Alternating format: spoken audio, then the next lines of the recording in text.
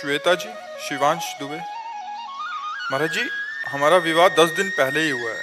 महाराज जी, समाज में व्याप्त पति पत्नी के रिश्तों में कटुता देखकर मेरा मन भी अपने भविष्य के दाम्पत्य जीवन में के प्रति। दोनों को चाहिए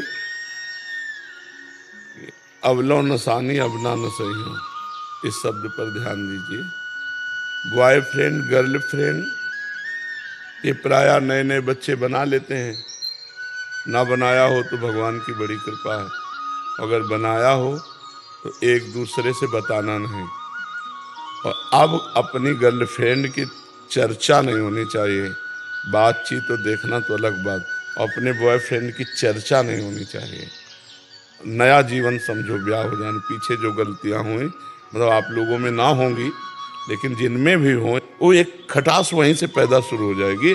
तो हमारे नए जीवन में खटास ना पैदा होने पावे, कटिंग कोई हमारी भावों की ना होने पावे, इसलिए हमको अपनी बात पूर्व जन्म की मानकर उसे छोड़ देना। अब नया जन्म क्या, अपनी पत्नी से अनुराग करे, अपने पति से अनुराग करे और एक दूसरे की घर गृहस्थी की गलतियों को क्षमा करें। जैसे त्रुटियां हो जाती हैं उसमें नाराज हो जाते हैं, तो एक नाराज हो तो दूसरा शांत हो जाए, जब वो शांत हो तब उस बात को निर्णय कर ले, मारपीट लड़ाई झगड़ा ये ना करे। और पत्नी को चाहिए कि पति की प्रसन्नता के लिए सास ससुर की, अपनी नंद की, अपने देवर की धर्मानुसार सेवा करे, जिससे पति को प्रसन्नता प्राप्त हो। और पत्नी के लिए पति को चाहिए कि मेरी अर्धांग है, अर्धांग का मतलब जिससे मेरा आधा शरीर है, तो हम उसकी हर कामना की पूर्ति करें। और उसका हाथ हमने लिया है तो अगर वो 100 गलतियां भी करे हमारे सामने तो भी हम उसे क्षमा करके प्यार ही देंगे, डांट फटकार नहीं लगाएंगे, तो कभी विच्छेद हो ही नहीं सकता संबंध। अब जैसे ब्याह हुआ, अचानक आपने देखा है कमरे में एकांत में बात, किससे बात कर रहे हो? नहीं, किसी से नहीं। अब आप भले अपनी मौसी से बात कर रहे हो और वो दिमाग में कीड़ा छा जाए, नहीं मोबाइल लाइए, नहीं नहीं हम नहीं देंगे। अब कुछ नहीं है, कोई गलत नहीं हो तुम दोनों में, लेकिन दोनों के दिमाग में अब पैदा हो जाएगा, किससे बात कर रही थी तुम? हाँ देख लीजिए, हम अपनी मौसी से बात कर रहे थे। अच्छा तो ठीक है। कोई भी ऐसा छुपाव क्षेत्र ना रह जाए, भले आपका मौसी का लड़का है वो, लेकिन ब्याह हो गया तो अब आपको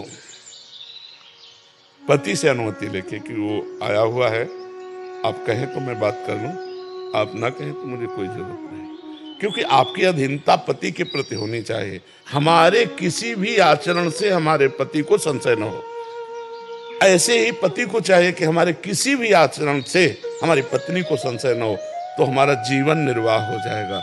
नहीं तो छोटे, आजकल बहुत छोटी बुद्धि है, छोटी छोटी बातों में संबंध विच्छेद हो जाता, संबंध विच्छेद हो गया तो जीवन किस काम का। बहुत सावधानी से चले, कोई ऐसी हरकत दोनों के बीच में नहीं होनी चाहिए कि दोनों का मन मुटाव हो, कभी ऐसा नहीं होना चाहिए। एक दूसरे को फाइनल अपनी पूरी वृत्ति रख देनी चाहिए खोल के। अगर उस संशय में, देखो आप पता लगा लीजिए ये हमारा अमुक रिश्तेदार है, मुझसे बात कर रही थी या कर रहे थे, हमारा कोई संबंध ऐसा नहीं।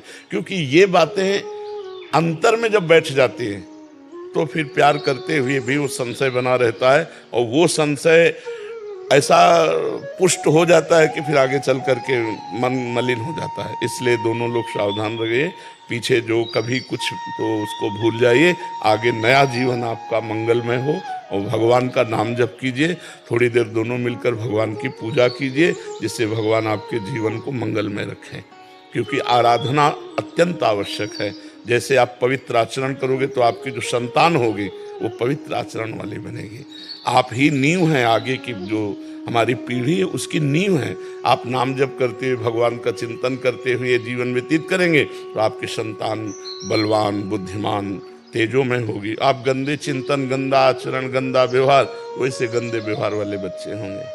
महाराज जी, आपने बहुत सूक्ष्मता से इस टॉपिक को उत्तर दिया है महाराज जी। महाराज जी, प्रायः ऐसा बहुत जगह हो रहा है, नासमझी के कारण फिर बहुत सारा संधि विच्छेद, और ये बहुत प्रायः बहुत बड़े स्तर पे हो रहा है महाराज जी। रोज प्रश्न आते हैं बहुत। हाँ, चूंकि बहुत गंदगी फैल रही, हर बच्ची बच्चा, बॉयफ्रेंड गर्लफ्रेंड, बेविचार, गंदी बात, नशा, ये सब।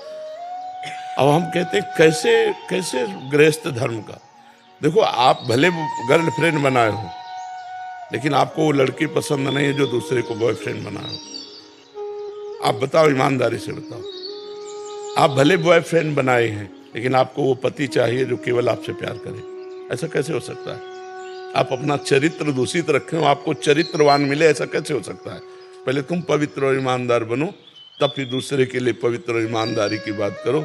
और आजकल ये बहुत ही हवा चल रही बॉयफ्रेंड गर्लफ्रेंड वाली, नहीं चल रही। यहाँ तक कि एक और नाटक चल पड़ा है, लिव इन रिलेशन। अब बताओ ये क्या है? लिव इन रिलेशन क्या है? ऐसा कैसे हो सकता है? ऐसा कैसे जीवन हो सकता है? आप विचार करो। ये भारत है यार, भारत की एक मर्यादा है, ये धार्मिक देश है। ये कोई ऐसा नहीं कि अन्य देशों जैसा हो कि जब मनावे जिसके साथ मनावे आप चली जाओ, ऐसा नहीं है। ये चरित्रवानों का देश है, यहाँ एक अलग महिमा है। हम भारतवासी किसी अन्य का अनुकरण नहीं करते, अन्य हमारा अनुकरण करे। हम धर्म से चलने वाले लोग हैं। पर आज वो अन्य का अनुकरण होने से गंदी बातें आई। अपने देश की कहीं भी जो लिव इन रिलेशन या बॉयफ्रेंड या गर्लफ्रेंड, हम कहते फ्रेंड बनाना पाप नहीं है, लेकिन बेविचार करना पाप है। जब तक आप एक दूसरे का जीवन निर्णय न कर ले कि हम समर्पित एक दूसरे को आजीवन, तब तक आप उसके चरित्र को दूषित मत कीजिए। पर ऐसा कहाँ होता है? मुझे तो जैसा सुनाई पड़ा, क्योंकि अपने न समय में था और ना अपने किसी को जानते हैं ऐसे, लेकिन जो नए नए बच्चे मिलते हैं उनका मतलब यही होता है, बताते हैं कि मतलब यही है कि गंदी बात करना मतलब यही है। तो गंदी बात करके तो फिर जब नवीन पुरुष या नवीन बालिका को आप स्वीकार करेंगे तो आचरणों में देखो, खुली बात है, अगर आप 4 होटलों का हफ्ते में भोजन पाते हैं तो आप एक रसोई का भोजन नहीं पा सकते। आपको 4 होटलों की चाट दौड़ाएगी बाहर। तो जब ये रसेंद्रिय है तो जनेंद्रिय। फिर अगर 4 पुरुषों से तुम्हारा मिलने का स्वभाव रहा है तो तुम एक पुरुष में नहीं टिक सकती। अगर 4 लड़कियों से मिलने का स्वभाव रहा है तो एक लड़की में नहीं टिक सकते। अब गृहस्थी तुम्हारी क्या होगी? तुम देख रहे हो हमारा पति औरों से बात कर रहा है, औरों के साथ खेल रहा है, वो देख रहे हैं कि हमारी पत्नी औरों से बात कर, क्या गृहस्थी रहेगी यार? गृहस्थी तो तब होती जब एक दूसरे से प्यार होता। मेहनत करके पूरे दिन आया और मुस्कुराकर उन्होंने स्वागत किया और दोनों घर गृहस्थ, तो वो जीवन लगा कि हाँ यार कोई जीवन है। अब वो घर आ रहा है, वो देख रहा है दूसरे पुरुष से बात कर रहे हैं, क्या जीवन है ये? नरक जीवन है। तो हमें लगता है कि सुधार किया जाए और ब्याह हो जाए, तब तो हर क्षेत्र में बिल्कुल ब्रेक लगा देनी चाहिए और अपने पति के अनुकूल या पत्नी के अनुकूल होकर चलना चाहिए। नहीं तो बहुत ही गृहस्थ जीवन, बहुत ही कूड़ा जीवन हो रहा है इस समय। हर दूसरे दिन महाराज जी अदालत में केस आता है हमारे पास, हर दूसरे तीसरे दिन केस आता है। आप तो वकील हो, आपको तो पता है। सैकड़ों की तादाद में हमारे पास केस आ चुके हैं पिछले 3 साल के अंदर। हाँ, महाराज जी एक और सूक्ष्म विषय आपके समक्ष रख रहे हैं महाराज जी। जैसे विवाह हो गया, एक पत्नी का या एक पति का भाव ठीक है, बट दूसरे जने का भाव ठीक नहीं है, तो ज्यादा घुल मिल के बातचीत करना अकेले में, वो भी एक बड़ा धर्म संकट हो सकता है। मतलब किसी और से घुल मिल के, हाँ मतलब वो, क्योंकि वो तो बाहर हैं या इधर वो घर में है, ये बाहर हैं, तो फिर वो किसी अन्य। बिल्कुल नहीं। पत्नी को सावधानी रखनी चाहिए कि कभी भूल करके ऐसे आचरण नहीं करने चाहिए, या पति को भी, कि जिससे पति पत्नी के बीच में संशय पैदा हो जाए। क्योंकि संशय हो गया तो फिर कितने दिन टिक पाओगे? एक जगह कितने दिन टिक पाओ? संशय नहीं होना। तभी तुम कह रहे हैं ऐसी माया का प्रभाव चल रहा है कि माता पिता पुत्र में संशय, पति पत्नी में संशय, मतलब विश्वास हटता चला जा रहा है। विश्वास हटता चला, बिना विश्वास के सब धूल है, सब धूल हो जाता है जीवन। गृहस्थ जीवन कितना सुंदर जीवन है, आप एक सद्भावना में देखो तो कितना सुंदर जीवन है। माता पिता की सेवा कर रहे हैं, मेहनत करके धन कमा रहे हैं, पत्नी के साथ खुशी है, छोटे छोटे बच्चे राजी खुशी से, ये कितना सुंदर सेवा बन रही भगवान की। अब उसी में ये सब गंदी बातें, तो सब कूड़ा हो जाता है। इसके लिए शास्त्र स्वाध्याय करो, सत्संग सुनो, नाम जप करो, जिससे बुद्धि पवित्र हो, हमें पता चले क्या करना चाहिए क्या नहीं करना चाहिए। तलाक और डाइवोर्स तो वैसे भी सनातन में नहीं। इसका तो गाँव में कभी सुना नहीं ना, गांव में कभी हुआ नहीं, कभी सुना ही नहीं। ये तो अब सुनने को, हाँ कितनी बड़ी, आप देखो कितनी बड़ी समर्पण वृत्ति होती थी। हम अपने सामने की बात कह रहे हैं कि लड़का कभी लड़की को देख नहीं सकता जिसके साथ ब्याह हुआ है, लड़की लड़के को नहीं देख सकती। ताऊ दादा काका आसपास के लोग ब्याह करके तय करके, कितनी बड़ी क्षमता कि अपने ताऊ काका बाबा दादा के द्वारा पसंद किया हुआ ब्याह आजीवन हमें निर्वाह करना है। विश्वास कर लिया। विश्वास कर लिया कितना, और कभी डिवोर्स नहीं सुना, कभी तलाक नहीं सुना। और अब तो प्रेम विवाह होता है, बातचीत करके तो फिर भी तलाक हो जाता है, तो क्या विवाह हुआ।